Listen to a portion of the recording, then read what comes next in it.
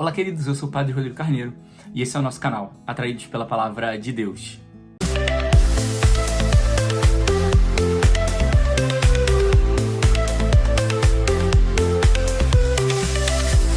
É muito bom ter você aqui com a gente mais uma vez. Como eu tenho dito sempre, não posso deixar de dizer, seja muito bem-vindo. Você que está chegando aqui pela primeira vez, seja bem-vindo também. Você que está aqui com a gente todos esses dias, você que é um atraído, um fiel aí, que acompanha o nosso canal, acompanha as nossas meditações. Peço a Deus todos os dias para que tudo isso sirva para alguma coisa, né? Como eu falava esses dias atrás na homilia, que a nossa vida sirva para evangelizar e para anunciar para pelo menos uma pessoa. Então é isso que vale a pena. Corações sendo alcançados pela palavra de Deus, pelo evangelho, pelo seu anúncio. Então hoje, dia 2 de junho, né? Difícil, os meses mudam, a gente fica assim, meu Deus, dia 2 de junho. Então, nessa segunda-feira, nessa semana de Pentecostes. Então, a gente, nessa semana, dentro da novena de Pentecostes também, onde foi aquela que foi a única novena que ela é basicamente bíblica, né? Porque o nosso Senhor pede para que os discípulos permaneçam em Jerusalém em oração até que o Espírito venha. Então, foi uma novena que foi instituída pelo próprio Jesus antes de subir aos céus. A gente viu isso ontem, no domingo, né? Permaneçam em Jerusalém reunidos até que ele venha. Então, e olha que importante isso. Ele anuncia para que eles permaneçam em oração para que ele venha. Então, ou seja, o Espírito Santo ele preenche aqueles que estão em oração. Então, quanto mais em oração nós estivermos, mais nós vamos sendo cheios do Espírito Santo. Quanto mais nós estivermos nesse ambiente da oração, mais o Espírito Santo vai ter ambiente, habitat para habitar em cada um de nós e para fazer aquela obra que não é nossa, mas é de Deus. E aí, nós vamos ver que a primeira leitura de hoje, Paulo vai estar questionando, né? Vocês receberam o batismo? Eles vão dizer, não, vocês receberam o Espírito Santo? Eles vão dizer, não, nós recebemos o batismo de João. Aí ele, então tem uma diferença aí.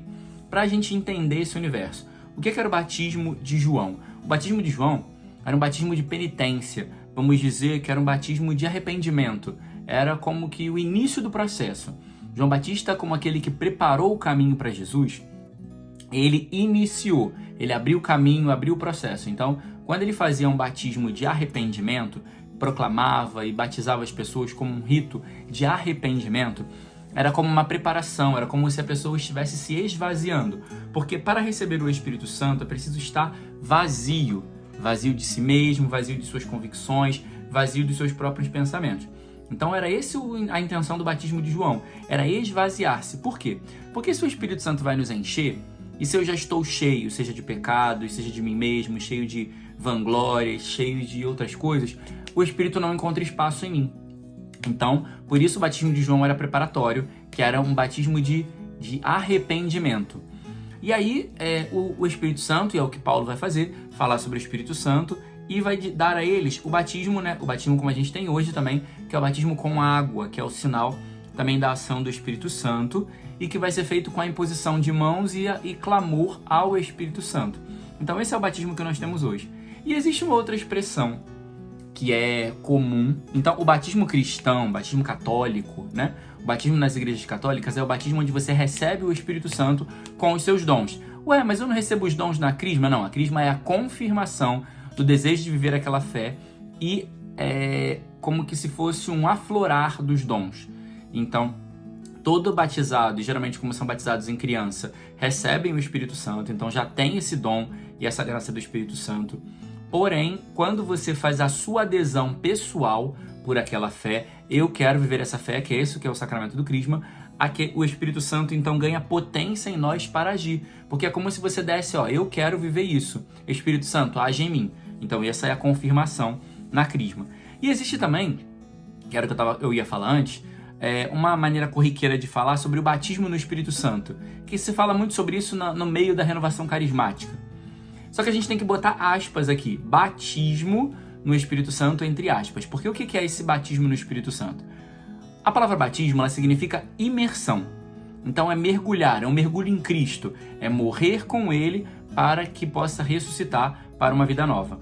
E o batismo que é tratado no meio, que se chama dessa maneira na renovação carismática, na verdade ele tem uma palavra mais própria que se chama efusão.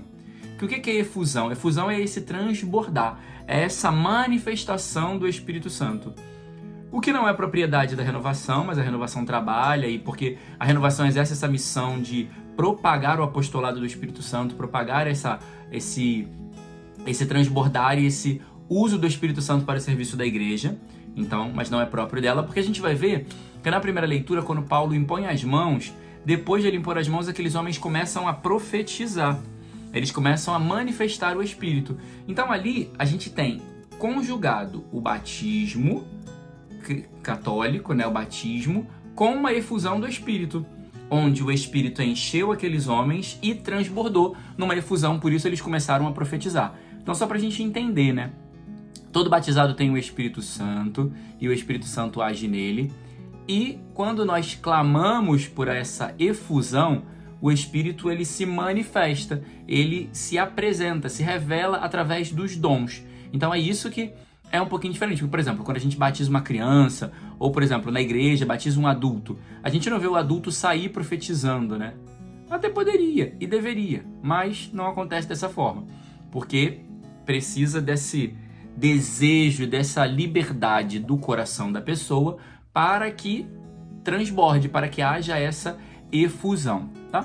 Espero que tenha sido claro, que tenha ficado claro para você, que eu não tenha confundido mais a sua cabeça e tenha te ajudado, mas é um pouquinho disso só pra gente entender. Batismo de João, batismo na igreja e o batismo no Espírito Santo, ou efusão também. E aí, o Evangelho vai falar para nós que nosso Senhor, ele vai dizer para eles, eu vou sofrer, né, vou passar por todas as dificuldades, mas vocês vão encontrar a paz em mim. E ele vai trazer, mais uma vez, nosso Senhor vai trazer esse elemento de que a paz está unida ao sofrimento. Que a paz está unida ao sofrer. Vocês vão sofrer, eu vou sofrer, mas eu estou em paz. Por quê? Porque a paz, ela tem um único caminho para ser alcançada, que é o sofrimento. A paz, ela não é ausência de sofrimento. A paz, ela não é ausência de problema. A paz, ela não é ausência de luta. A paz, ela não é ausência de guerras e conflitos interiores. Mas a paz é fruto de uma experiência com Deus. A paz é estar na vontade de Deus. A paz é obedecer a Deus. É fazer essa vontade que não é minha, mas de Deus. Então, por exemplo, eu posso muito bem ser chamado a uma coisa que não me agrada, mas isso me deixa em paz, porque eu estou na vontade de Deus. Por exemplo, a gente vai ver lá na vida dos mártires. Os mártires encontraram essa plena paz. Mesmo sendo degolados, devorados por feras, mesmo sendo queimados em praça pública, mesmo sendo esfaqueados, esquartejados, seios arrancados, olhos arrancados e coração arrancado pelas costas, mas o que? Queimado em óleo fervendo, atingido por flechas, todos eles estavam em paz, porque a paz deles não estava ligada àquilo que eles recebiam dos outros, a paz deles não estava ligada ao que vem de fora. Mas a paz deles estava totalmente ligada e relacionada com estar em Deus, fazer a vontade de Deus e não se desviar daquilo que Deus faz, e não se desviar do projeto de Deus, daquilo que Deus realiza, daquilo que Deus quer realizar na vida de cada um. Então a paz, ela brota num coração que tem sede e desejo de fazer a vontade de Deus. Um coração sedento de Deus, mesmo com dificuldades, com lutas, com tribulações e com provas, ele continua em paz, porque a paz é estar em Deus, com problemas ou não, com dificuldades ou não. Tô me mexendo na beça porque eu acabei de me sujar, vi que eu me sujei. Fui escovar o dente antes de gravar e me sujei tudo, passei a mão aqui, agora eu tô incomodado que a minha mão tá toda melada. Mas agora eu tenho que terminar de falar pra depois ir lavar a mão. Mas tô incomodado, por isso que eu tô assim, incomodado, porque caiu pasta de dente no meu casaco e tá todo melado. E, por fim, desculpa, fecha parênteses dessa loucura que eu falei, e por fim, nosso Senhor vai dizer para que os seus discípulos, eles não tenham medo, porque Ele venceu o mundo. Ele venceu o mundo, sim. Ele deu ao mundo um testemunho de vitória, e a vitória do amor. Porque ao amar o mundo, ao amar as pessoas, ao perdoar aqueles que não mereciam, ao perdoar aqueles que o crucificavam, que iriam crucificá-lo, ao perdoar toda a humanidade, ele dá um testemunho de amor. Então a vitória no mundo de hoje é uma vitória que vai ser alcançada pelo amor. Quanto mais eu amar, mais a vitória de Deus vai sendo manifestada no mundo. Então é amar os inimigos, amar os difíceis, amar aqueles que não merecem, amar aqueles que não têm sentido nenhum, amar aqueles que talvez eu não gosto. Mas isso é vencer. Então o vencer não é vingar-se, não é jogar na cara, não é falar tudo o que eu penso, não é falar o que eu gostaria de falar. Mas vencer é pura e simplesmente amar.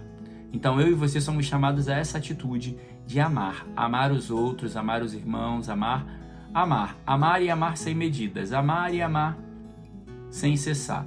Amar, que também é um sacrifício, que também é um sofrer, mas que nos dá paz, porque amar é a vontade de Deus.